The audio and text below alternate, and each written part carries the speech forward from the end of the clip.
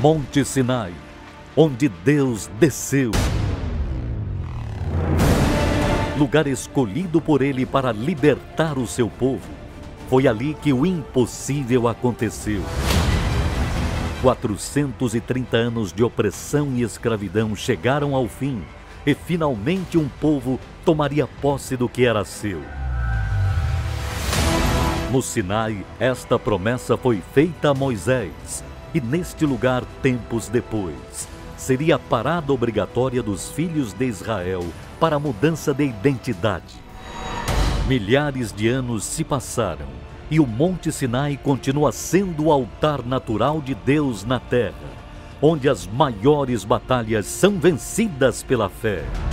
Levaremos os nossos problemas mais impossíveis de serem resolvidos a este lugar, para que as maravilhas que aquele povo viveu se repitam nos dias de hoje na sua vida.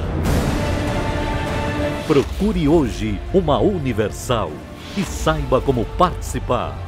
Fogueira Santa no Monte Sinai, o Monte dos Impossíveis.